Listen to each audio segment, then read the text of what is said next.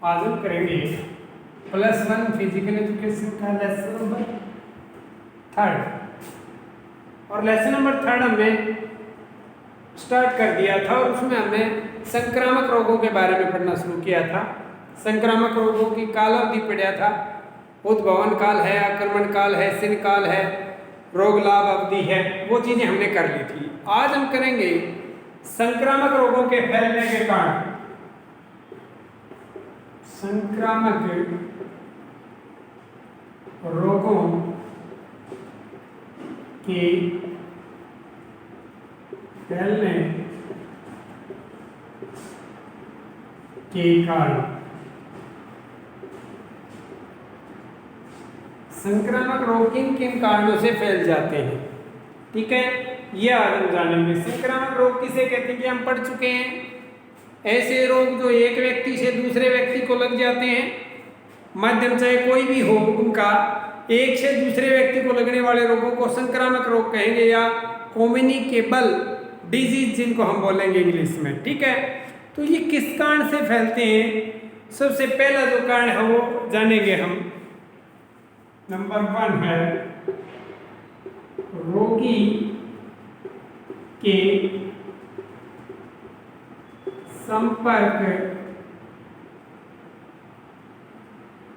संपर्क द्वारा। पहला क्या कारण बता रहा है कि रोगी व्यक्ति जो है उसके संपर्क द्वारा ये रोग फैल जाते हैं। रोगी व्यक्ति के संपर्क द्वारा रोग जो वो फैलते हैं। तो रोगी व्यक्ति के संपर्क से रोग कैसे फैल जाते हैं, देखिए, अगर कोई व्यक्ति बीमार है, रोगी है, रोगग्रस्त है और हम उसके संपर्क में रहेंगे, उसके पास रहेंगे, तो बीमारी हमें लग जाएगी। उदाहरण के रूप में आज का समय जो है वो कोरोना काल का समय है। कोरोना युग चला हुआ है, पूरा सिस्टम जो है वो बंधा हुआ है इस बीमारी से। एक ऐसी महामारी है जो संक्रामक है और रोगी के संपर्क द्वारा फैलती है। रोगी के पास आप जाएंगे, रोगी खांसेगा, छींकेगा तो ये बीमारी आपको लग जाएगी। पहला कारण संक्रामक रोगों के फैलने का जो है वो है रोगी के संपर्क के द्वारा। अगर कोई भी रोगी है, अगर आप उसके संपर्क में आते हैं तो रोग आपको लग जाता है। नंबर 2 है कीटों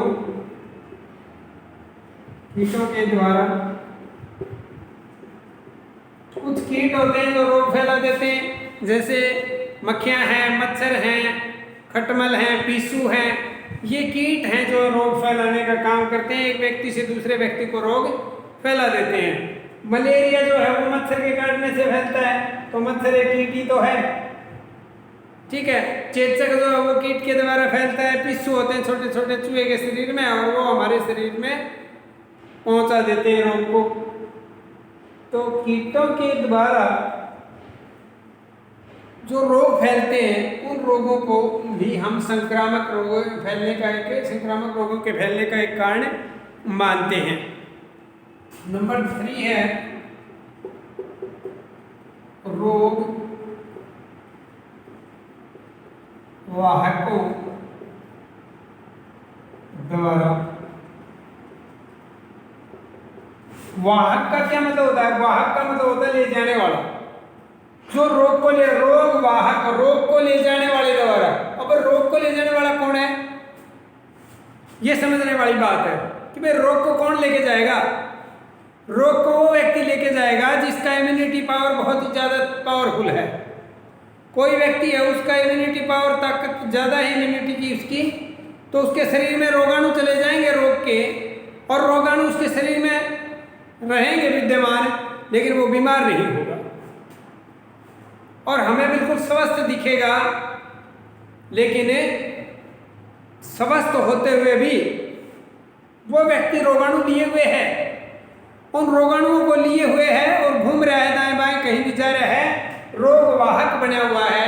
और वो जिनका इम्यूनिटी पावर थोड़ा सा कमजोर है उनको रोगाणु दे देता है और वो व्यक्ति रोगग्रस्त हो जाते हैं। ये सबसे घातक होता है रोग वाहक। हमें पता भी नहीं चलता, हम सोचते हैं हम स्वस्थ व्यक्ति के साथ बैठे हुए हैं, और वही व्यक्ति रोगवाहक होता है और रोगाणु हमें दे जाता है और हम बीमार हो जाते हैं। तो ये भी एक मुख्य कारण जो है रोगवाहक के रूप में बनता है। और नंबर 4 है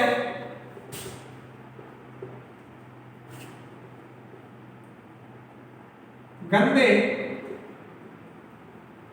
स्थानों पर कार्य द्वारा।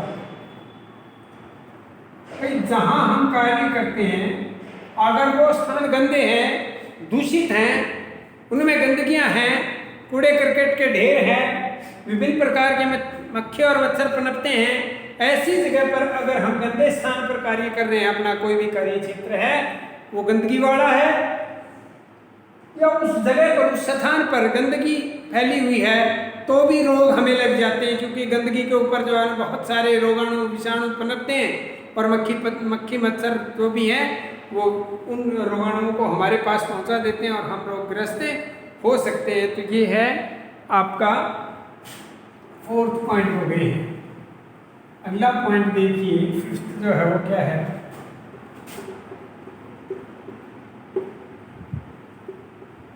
वायु द्वारा कुछ रोगाणु जो है वो वायु में ही रहते हैं विद्यमान, या लोग छोड़ देते हैं जो बीमार होते हैं और वायु द्वारा रोगाणु हमारे शरीर में पहुंच जाते हैं। कौन से होते हैं वो जो रोग पहुंचा देते हैं हमारे पास? वो है हमारे जैसे खांसी है, जुकाम है, इस प्रकार के रोगाणु, अस्थमा है, ये वायु द्वारा फैलता है। क्योंकि रोगी जब खांसता है, छींकता है तो रोगाणु किसमें प्रवेश कर जाते हैं? वायु में, और वायु हम सांस के द्वारा अंदर लेते हैं तो इससे क्या हो जाता है? हम बीमार हो जाते हैं। तो वायु द्वारा भी रोग जो है ये संक्रामक रोग फैलते हैं। और नंबर 6 है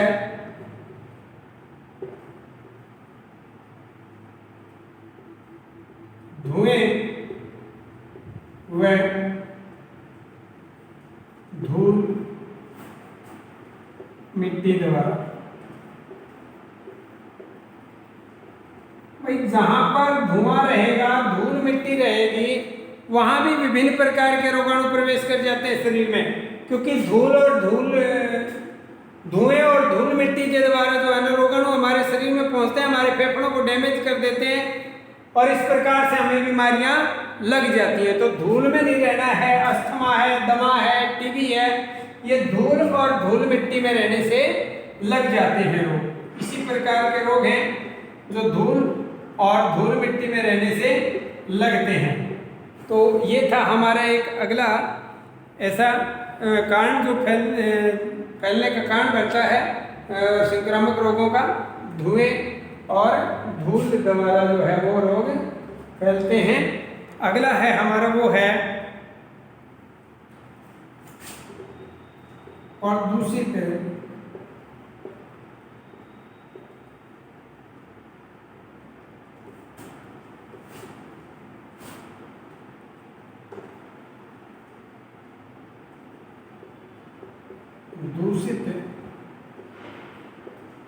जल द्वारा। अगर हम गंदगी वाले जल का सेवन करेंगे तो भी रोग हमें फैल जाते हैं, क्योंकि दूषित जल जो है वो रोग फैलाने का एक माध्यम बन जाता है। हैजा है, पेचिस है, ये रोग जो है ना दूषित जल द्वारा ही फैलते हैं। दूषित जल का इस्तेमाल अगर करेंगे तो ये रोग हमें लग जाएंगे। तो दूषित जल भी रोग फैलाने का क्या बन जाते हैं? कारण बन जाते हैं। संक्रामक रोगों के फैलने का एक कारण होते हैं। नंबर 8 है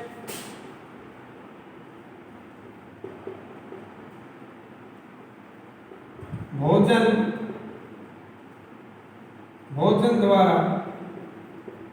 देखिए संक्रामक रोग भोजन द्वारा भी फैलते हैं। दूषित भोजन का सेवन कर लिया जाए या गंदगी धूल मिट्टी में रखे हुए भोजन का सेवन कर लिया जाए, जिस पर मक्खी मच्छर बैठते हैं, ऐसे भोजन का इस्तेमाल कर लिया जाए तो हम क्या हो जाएंगे? रोगग्रस्त हो जाएंगे। तो भोजन द्वारा भी संक्रामक रोग फैलते हैं। हैजा है, दूषित भोजन खाने से हो जाता है, तो ये भी एक कारण बन जाता है। 9 पॉइंट देखिए,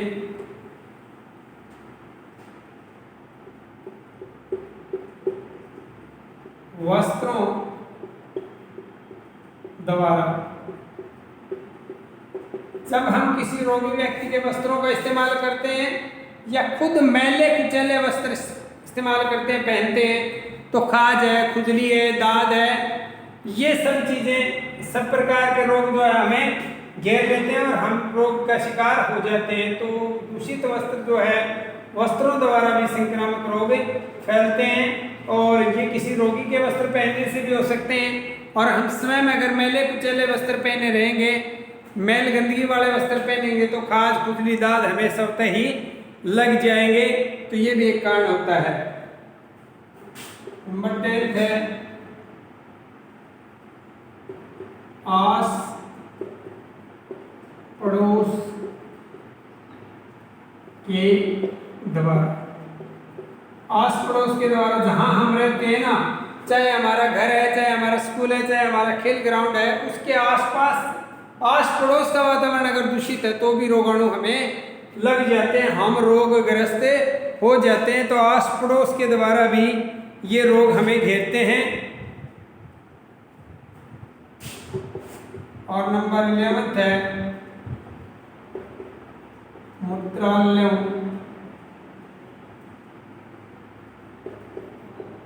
मूत्रालयों की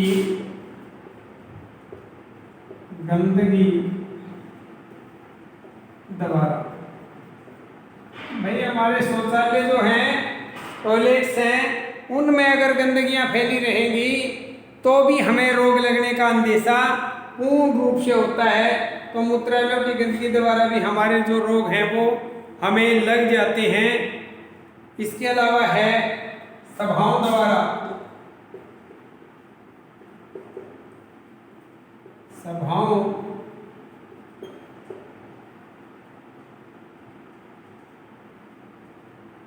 द्वारा अगर आप किसी जनसभा में जाएंगे तो आप पता नहीं कैसे कैसे रोग लेकर के लोग आएंगे और वो रोग आपको संक्रामक रोग दे जाएंगे। इसलिए जनसभाओं द्वारा भी संक्रामक रोगों के फैलने का कारण माना गया है। और लास्ट है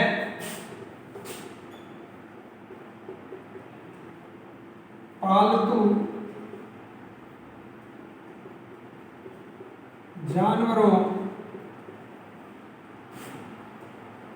के द्वारा। जो पालतू जानवर होते हैं हमारे, उनके द्वारा भी फैल जाते हैं। बिल्ली है, खरगोश है, ये कुत्ता है, इन जानवरों को कई सारे लोग जो पालतू जानवरों को बहुत ज़्यादा दुलार करते हैं, मुंह से मुंह सटा लेते हैं, उनके साथ सोते हैं। ऐसा करने से भी बहुत सारे संक्रामक रोग जो हैं वो हमें लग सकते हैं। तो इस प्रकार हमने आज ये लगभग 13 टॉपिक पॉइंट हमने नोट किए और हमने जाना कि संक्रामक रोगों के फैलने के कारण क्या हैं। तो आप संक्रामक रोगों से बच के रहेंगे और संक्रामक रोग आपको छू भी ना पाए। इन नियमों को अच्छी तरह से याद कर लेंगे। अपने जीवन को सुरक्षित रखने के लिए भी ये नियम याद करने ज़रूरी हैं और पेपर में अच्छे नंबर लेने के लिए भी ये नियम याद करने बहुत ज़रूरी हैं। बिल्कुल आसान तरीका है, हमारा सिलेबस ही इतना आसान है और ये डबल फायदे की चीज़ है। एक अपना शरीर स्वस्थ रहता है और एक परीक्षाओं में नंबर मिलते हैं इससे। तो आप इसको बिल्कुल भी मिस ना करिए, हर क्लास को बड़े अच्छे तरीके से समझिए और अपना काम जितना दिया जाता है लिखने का, याद करने का, वो कीजिए। आज के लिए इतना, बाकी